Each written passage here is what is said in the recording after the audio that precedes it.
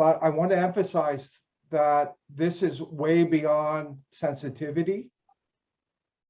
EMF sensitivity is short-term symptoms. Okay? The independent science, and there's a lot of it, I'm going to go through some of it now, is pointing to a cumulative long-term serious effects, including diabetes, organ disorder, psychological issues, various cancers, including childhood leukemia, which is going to be referred to in one of the videos. And it goes on from there. So this is very serious. The radiation levels are increasing, and we're documenting that. And the beauty of what we did, we started 2 years ago or so, or maybe beyond that. So what we were doing was getting a database of readings. So now when we go out into the field, we can compare the findings to a year ago, 2 years ago. If we could say, yeah, it did increase 4 times in the last two years. And then we can track it further. I'm talking frequency levels, EMF radiation levels.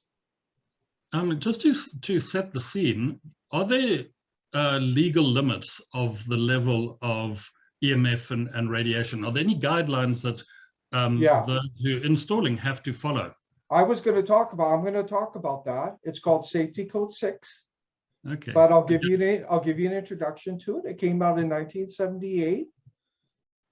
And the great tragedy for Canada, and this totally ties into the Canadian Health Alliance and your agenda, it's never been updated once since then. The standards are set so high, your arm would literally almost have to be on fire for those standards to kick in. They do not recognize non-thermal health effects. They don't recognize, in other words, biological effects from EMF radiation. This is absolute systemic corruption, in my opinion. I'm going to be very direct. And it's tied to the telecommunication industry and what's called the International Commission on Non-Ionizing Radiation Protection, which is just, and there's all kinds of reports on this organization. It's a self-appointed 13-person committee, and there's money going back and forth with the telecommunication industry. Health Canada is in on this, and I'm going to go to the PowerPoint, but I will be getting into that, Alan. Yeah. It's horrible what's going on. People are collateral damage. They have an AI technocratic agenda. It's called the Fourth Industrial Revolution. This isn't a conspiracy at all.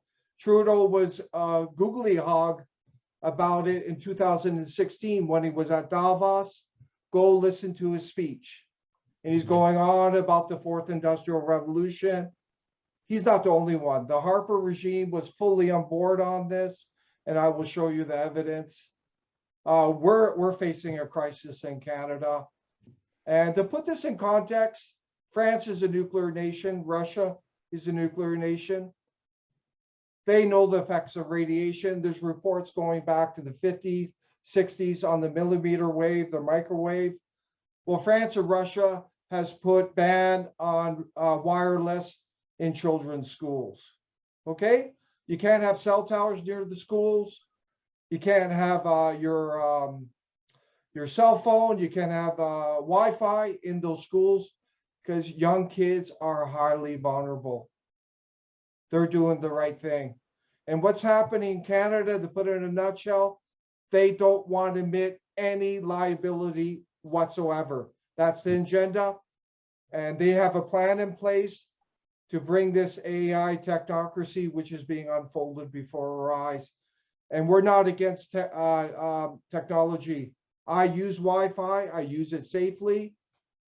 But I'm gravely concerned to where they're going, Alan. This is a tower we just did. There's videos of this. This was at the Calgary Stampede. And we did this tower, it was over a year ago. And you can see at the lower boom here, there's some 5G antennas right here. And then we're into 3G, 4G antennas right here. And at the top, they included these new 5G antennas right at the top there. And it's important people understand when you're looking at the towers, it's converse to what you're thinking. The bigger antenna has larger wavelengths, it's less powerful frequency. The smaller the antenna, the shorter the wavelengths. The higher the frequency, the higher the radiation coming out of it. We believe these are 5G millimeter antennas that have been deployed. Imagine the people living here, this close.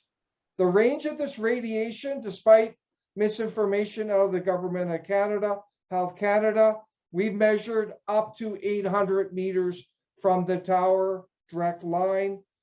I recently read 2 scientific reports out of Israel and Germany that people living within 400 meters of the tower have a greater chance of getting cancer.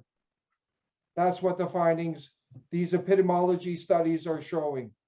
And that makes complete sense to us at NCA. Canada completely ignores it. These people are highly vulnerable. EMF goes straight through glass. So people on their balconies here are getting radiated to the max. The constant exposure. Look here, a young girl in there. Actually, the safest place in this picture is underneath the tower because they're coming out directional, the antennas. They may be on a 30-degree angle, 45, but if you're under, at least you're under the radiation that's coming out.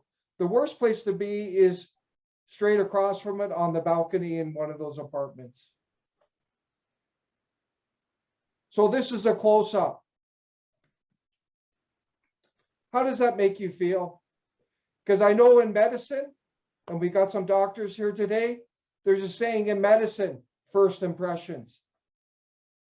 So does that make you want to go up and hug it?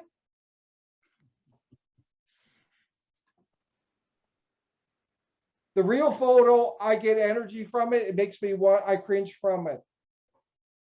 So this has less, maybe because I copied it over, but the original photo, I don't know if the radiation was absorbed into the pixels, but I cringe from it. But there's the 5G antennas at the top. These were recently installed. This is in Canmore. They're hiding them in fake trees now. And our concern at NCA is that people will not be aware of potential dangers in the community. And this is quite a powerful, we got videos on our site on this particular site, so you can check that out as well. They actually installed another fake tree up in Canmore, and we were up there just by chance, and we did a video of them putting it up. But these are all the fake synthetic branches that are making up the fake tree before they put it up, just so you know.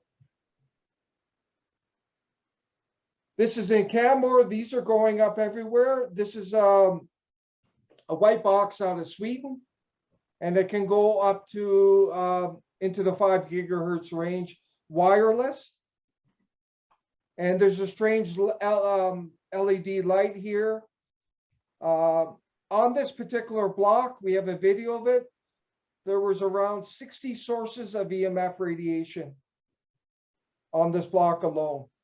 So I'm asking, why do we need that many sources when EMF radiation under 4G can travel quite far?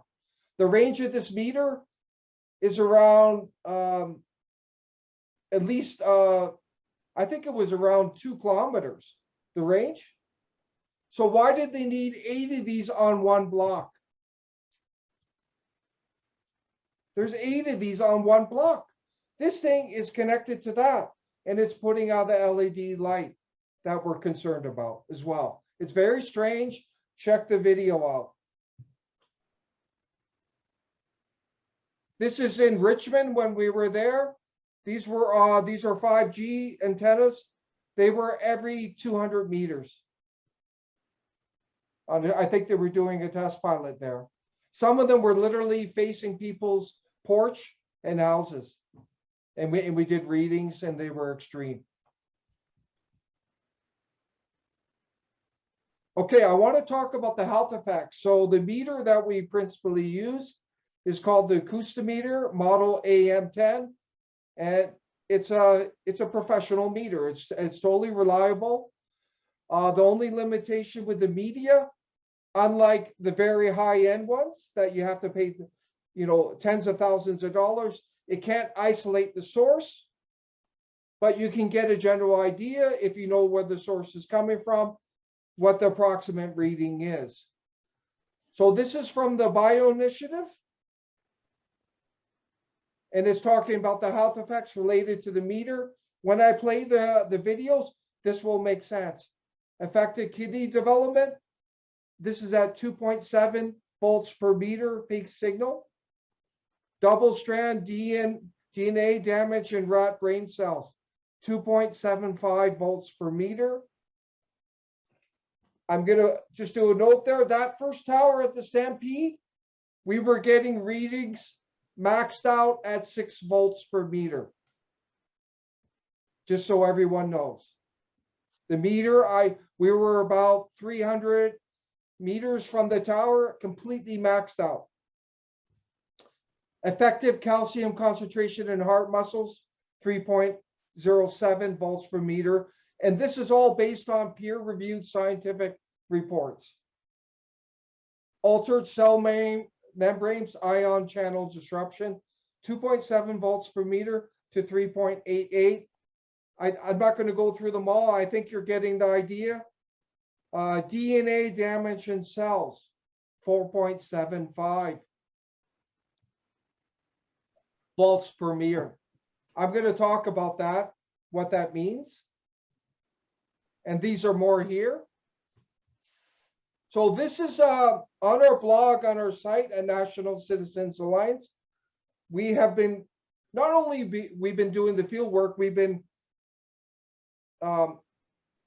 collecting all the information and compiling it. So if you go to our blog on 5G and AI, there's at least 28 different articles in there that have all this relevant information, and we're still adding to it. But if these are more findings, 2 to 12-hour exposure, 900 megahertz, so that's 0.9 gigahertz. DNA breaks in leukemia cells, 4.34 volts per meter to 6.14 volts per meter. At that tower, we were max at 6. It was over 6 where we were. Increased free radical production, 8.68 volts per meter. Cell phone EMF radiation leakage, blood-brain barrier, 1 hour exposure, 13.72 volts per meter. EMF radiation affected genes related to cancer, 15.68.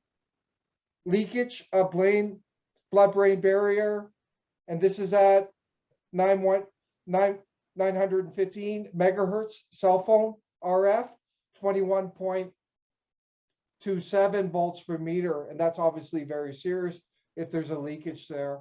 But this will give you the like I'm talking. These are the cumulative effects, and there's a good story about California, and some people, the minority that come on our page, they don't understand, and they say it's conspiracy and and there's one story out of California where they put up a cell tower beside an elementary school.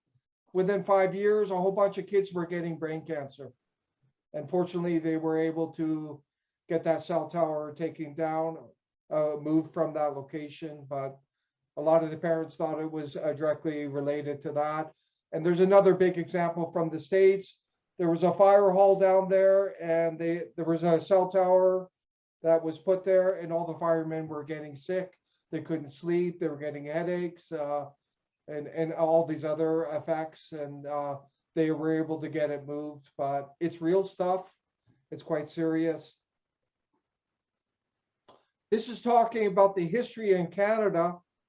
But 1978, they came out with the Safety Code 6, never been updated. And then I want to talk about 2014. The government of Canada, they announced they began full collaboration with the telecommunication industry on the implementation of 5G. And then there's a group in Canada that's done good work, the Canadians for Safe Technology.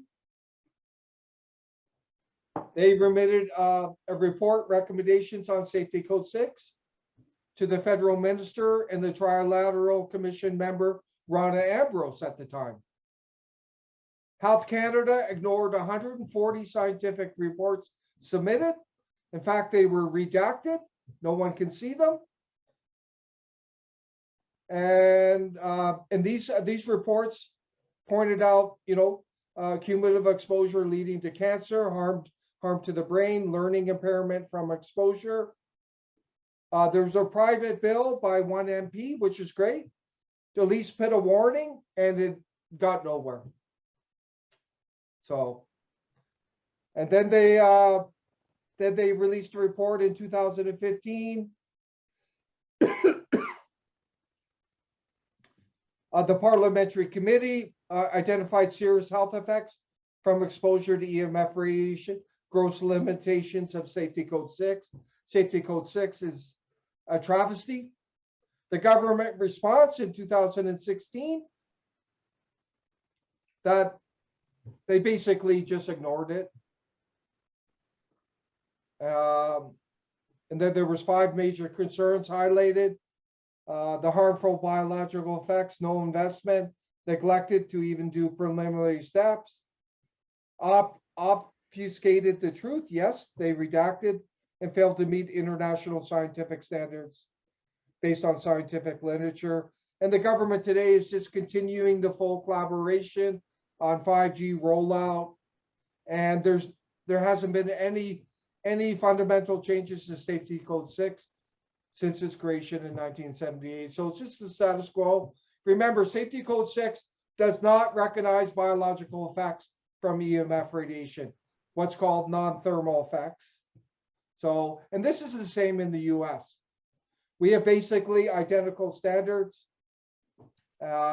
Basically, as far as we're concerned at NCA, the basic premise of the political establishment, Health Canada, is not to admit any liability. I want people to understand what's coming. So this is from the World Economic Forum. It's called the Great Reset. So this is all the stuff they want to bring in, which is all linked to 5G. 5G is providing the processing speed, the ability to run these autonomous systems, the self-driving vehicles, the autonomous drones, the autonomous machines, all this smart infrastructure everywhere. So they're talking about digitalizing, artificial intelligence, robotics, blockchain, which is digital currency, drones, digital ID, internet governance. So everything will be digitalized. 5G. It's linked into development, finance, banking, capital markets, sustainable development, and that's tied into UN Agenda 2030 and UN Agenda 21. Future of healthcare, health, and this is all going to be linked into 5G and this AI. And they talk about the lockdown, I call it. I don't want to mention the name. I don't want censorship. Financial monetary systems, biodiversity. So they're coming out with AI, what is it, AIBs and stuff and other things. It's just crazy. Financial monetary systems, public finance, social protection, cities urbanization. And this is called harnessing the fourth industrial revolution, revitalizing global governance. But that'll give you an idea of what kind of society they're bringing. And this is kind of like a bigger look at what's coming. It's called the Fourth Industrial Revolution. Same thing, artificial intelligence, robotics, future of mobility, public finance. It's going to affect work and employment, future of health and healthcare. They want to digitalize healthcare.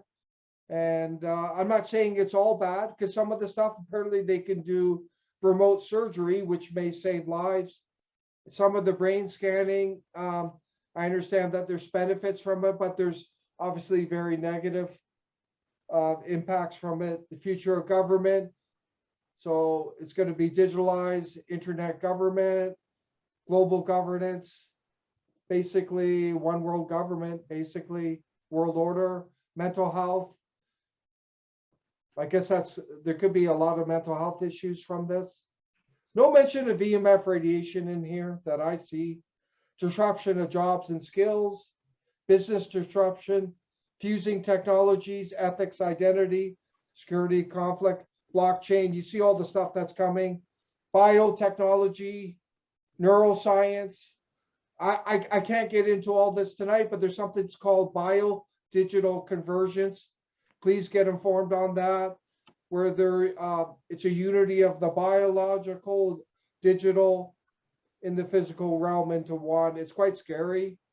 They can literally, they want to get into your minds, and there'll be an AI consciousness in your brain. This isn't made up. It's actually on the Government of Canada website. So this really explains why there's such a hard push for the installation of this at such a high level, because all of this is going to be driven by that bandwidth that is available, that EMF that we're swimming in. And I guess that really explains why they've ignored changing the safety standards, because they need to have this to work if any of this is to be rolled out. 100%. And we've been telling people that, Alan. Mm. I tell people 5G is integral to the so-called Fourth Industrial Revolution. 100%. There's no way they can run their automation. They need the higher speeds.